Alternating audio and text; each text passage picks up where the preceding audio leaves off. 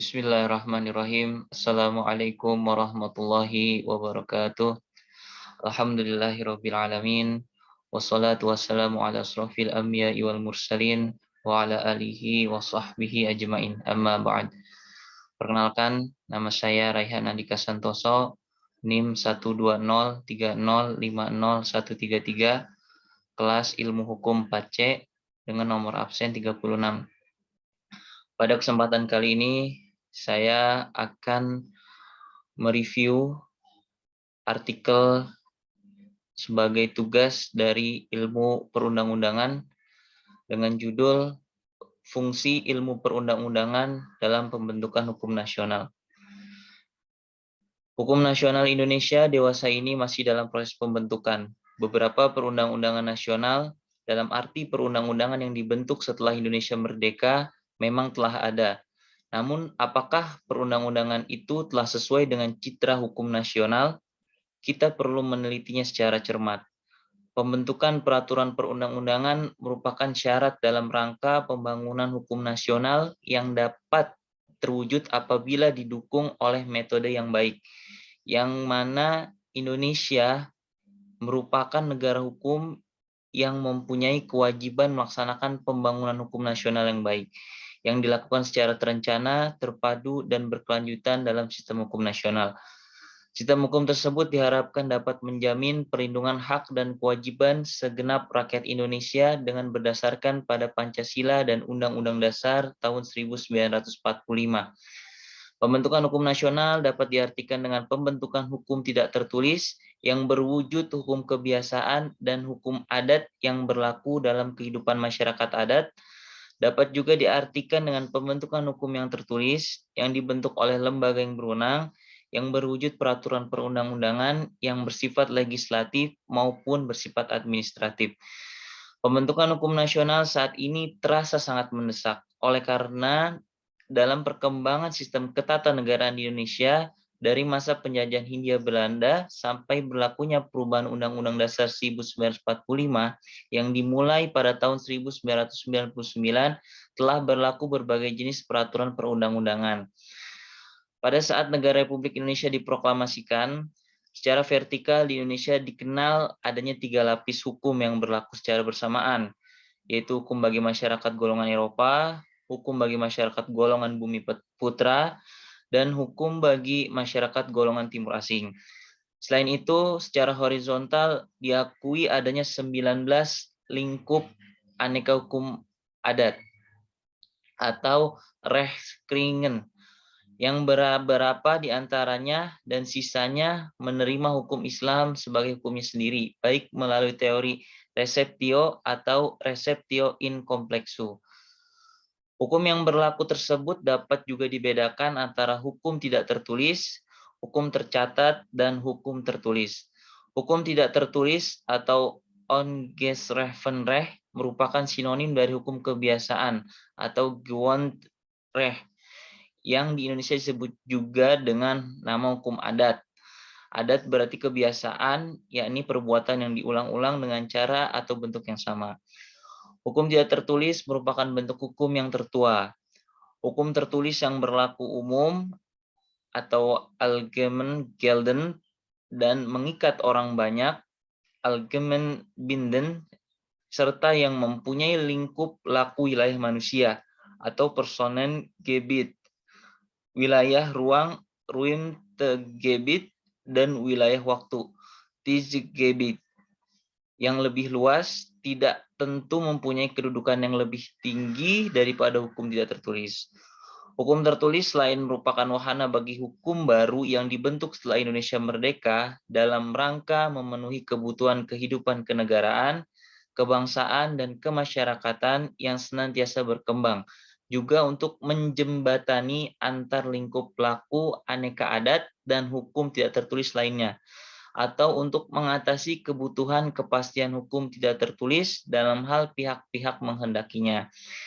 Dalam perkembangannya, pembentukan hukum tertulis tidak dapat selalu diandalkan terbentuk dengan cara kodifikasi yang memerlukan waktu yang lama. Maka untuk memenuhi kebutuhan tersebut, pembentukan hukum nasional tidak dapat dilakukan dengan cara lain, kecuali dengan cara membentuk hukum yang tertulis dan dengan cara kodifikasi yang pembentukannya relatif lebih cepat.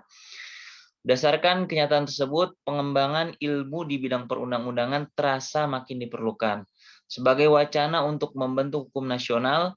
Oleh karena itu, hukum nasional yang dicita-citakan akan terdiri dari hukum tertulis dan hukum tidak tertulis. Selain itu, pembentukan hukum tertulis dirasakan sangat perlu bagi perkembangan masyarakat dan negara saat ini. Hukum nasional adalah semua hukum yang berlaku di wilayah Negara Kesatuan Republik Indonesia, baik berupa hukum tertulis maupun tidak tertulis. Peraturan perundang-undangan adalah salah satu bentuk hukum tertulis yang ada. Peraturan perundang-undangan dan proses pembentukannya memerankan fungsi signifikan dalam pembangunan hukum nasional. Hal ini dikarenakan di Indonesia, peraturan perundang-undangan merupakan cara utama penciptaan hukum. Peraturan perundang-undangan merupakan sendi utama hukum nasional. Selain itu, peraturan perundang-undangan merupakan instrumen yang sangat efektif dalam pembaharuan hukum atau law reform, karena kekuatan hukumnya yang mengikat dan memaksa. Peraturan perundang-undangan juga memberikan kepastian hukum yang lebih tinggi daripada hukum kebiasaan, hukum adat, atau hukum jurisprudensi. Peraturan perundang-undangan adalah peraturan tertulis yang memuat norma hukum yang mengikat secara umum dan dibentuk atau ditetapkan oleh lembaga negara atau pejabat yang berwenang melalui prosedur yang ditetapkan dalam Undang-Undang Nomor 12 tahun 2011 tentang pembentukan peraturan perundang-undangan. Sedangkan pembentukan peraturan perundang-undangan itu sendiri adalah pembuatan peraturan perundang-undangan yang mencakup tahapan perencanaan, penyusunan, pembahasan, pengesahan atau penetapan, dan pengundangan. Melalui perspektif politik, dipandang sebagai produk atau output dari proses politik atau hasil pertimbangan dan perumusan kebijakan publik. Namun di samping hukum sebagai produk pertimbangan politik, terdapat politik hukum yang merupakan garis atau dasar kebijakan untuk menentukan hukum yang seharusnya berlaku dalam negara. Di negara demokrasi, masukan atau input yang menjadi bahan pertimbangan untuk penentuan hukum bersumber dari dan merupakan aspirasi masyarakat yang disalurkan melalui wakil-wakil rakyat yang kemudian diproses sehingga muncul sebagai output dalam bentuk peraturan hukum. Menurut Hamid At-Tamimi, bahwa dalam konteks pembentukan hukum nasional terdapat 3 fungsi utama ilmu perundang-undangan, yaitu yang pertama, untuk memenuhi kebutuhan hukum dalam kehidupan bermasyarakat, berbangsa, dan bernegara yang senantiasa berkembang. Kemudian yang kedua, yaitu untuk menjembatani lingkup hidup hukum adat dengan hukum yang tidak tertulis lainnya. Dan kemudian yang terakhir, yang ketiga, yaitu untuk memenuhi kebutuhan kepastian hukum tidak tertulis bagi masyarakat. Pembentukan hukum nasional dimaksudkan adalah pembentukan peraturan perundang-undangan nasional yang merupakan produk pembentuk undang-undang, badan legislatif yang didasarkan pada nilai-nilai yang hidup dalam masyarakat dan diakui sebagai hukum. Hal ini terlihat dalam berbagai kehidupan manusia yang sebenarnya merupakan hukum yang hidup dalam masyarakat, namun belum ada peraturan perundang-undangan yang mengaturnya.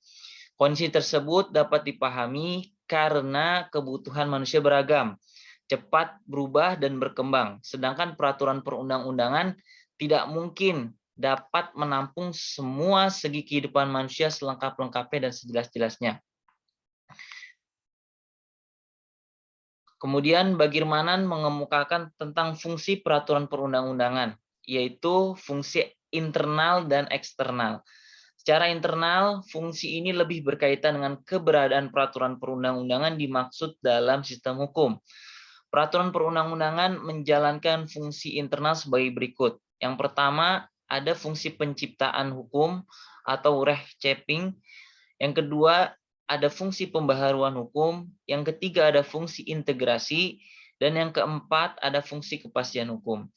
Sedangkan secara eksternal, peraturan perundang-undangan menjalankan fungsi sebagai berikut. Yang pertama, fungsi perubahan, yang kedua fungsi stabilisasi, dan yang ketiga fungsi kemudahan. Fungsi peraturan perundang-undangan sebagaimana dikemukakan oleh Bagirmanan tersebut di atas menggambarkan atau berkaitan dengan organ yang berwenang membuat peraturan perundang-undangan.